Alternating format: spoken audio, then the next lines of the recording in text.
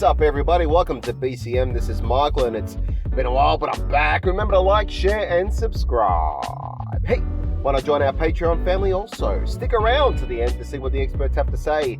I'll put a timestamp below, but first I'll break down what I think. Saturday the 13th of March 2021 is the date, and Dallas, woo doggies, Texas, is the place that will host 10 rounds of championship punchy with all the marbles on the line. Cecilia First Lady Braekhus will be looking to get all of her belts back after they were taken from her by Jessica McCaskill, the only woman in the First Lady's long pro boxing career to hand her a defeat. It's USA versus Europe, kinda. It's revenge versus title defense. It's number 1 versus number 2 in the women's welterweight division. And on the line are the WBC, WBA, IBF, WBO and IBO titles, as well as the Women's Ring Magazine Championship at 147 pounds.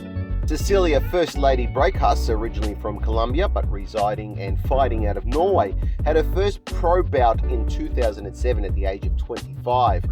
Now at the age of 39, the First Lady will be looking to regain the titles she lost to her challenger, Jessica McCaskill, and once again be the world champ. The loss to McCaskill came as a shock for many, including Braekhus' trainer, Abel Sanchez. The Gennady Triple G Golovkin ex-trainer came under criticism after the Braekhus fight for a lack of urgency in the corner for parts of the fight when it looked like Braekhus was struggling with McCaskill's style. The loss to McCaskill also deprived Braekhus of surpassing Joe Louis's record of 25 consecutive successful title defenses, which would have been a nice feather in her cap.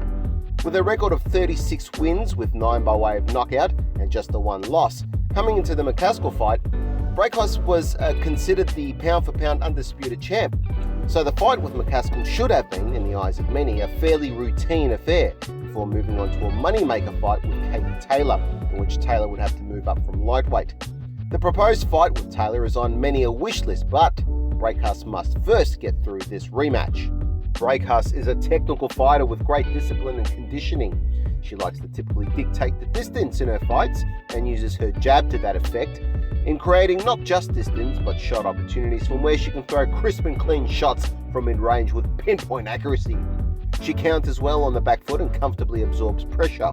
Her work rate too is usually good, but this is where I think McCaskill got the better of her in their fight, by being more active and aggressive coming forward, throwing more punches, although according to the CompuBox stats from that fight, not as accurately as Braekhus, still it was enough to edge ahead on points and take rounds.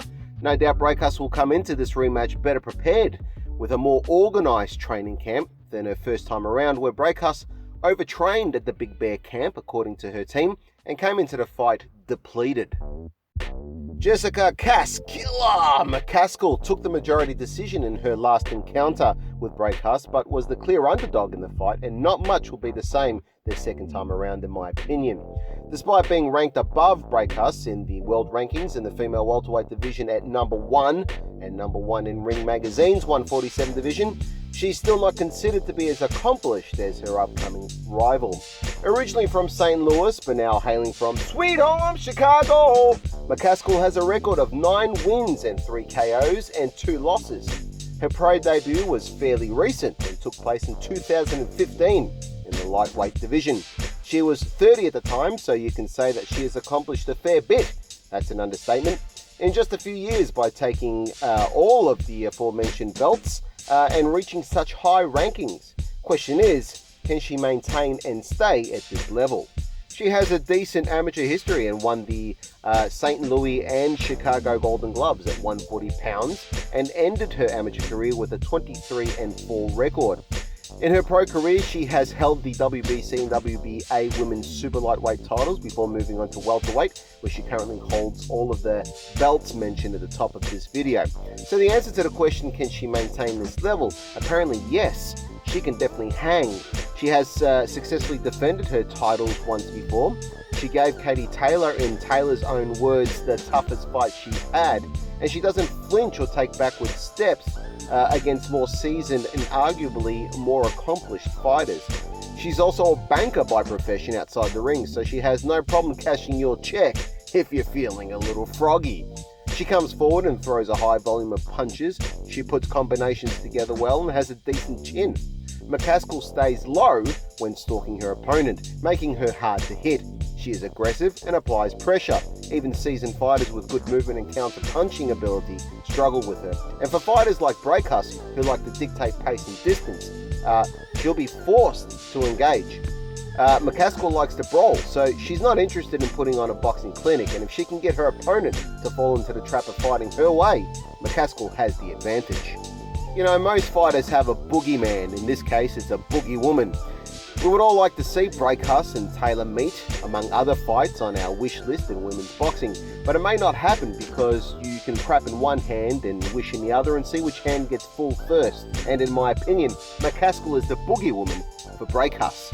If McCaskill wins, the luster of a Taylor and Braekhus fight loses some shine, but in its place there will still be Taylor and Shields potentially, or maybe even a Taylor and McCaskill rematch, so the fans won't really lose in the long run. Speaking of boogie, if I'm wrong, I'm happy to scrape off and eat some of that dried up boogie that you always see wiped on cubicle walls right next to a drawing of a dick and balls that festoon every public toilet in the world. That is disgusting. But I see an upset victory for McCaskill. The victory will sour a fantastic career for Braekhus, but she will always be a champion, and hey, I could be wrong. Before we hear from the experts, a reminder that if you want to show your support, you can like, share, and subscribe. You can help the channel grow by becoming a Patreon member, which comes with some perks. Just check the description for more info. Life is a fight outside the ring, and if you are struggling with depression, anxiety, substance abuse, low self-esteem, debt, sleepless nights, and so much more, I can tell you that I have been there and I have some crazy stories to share. But more importantly, I turned my life around, and my experiences might help you to do the same. You can find out in my book, How to Get Out of Life Traps. It's available on Amazon. Just follow the link below.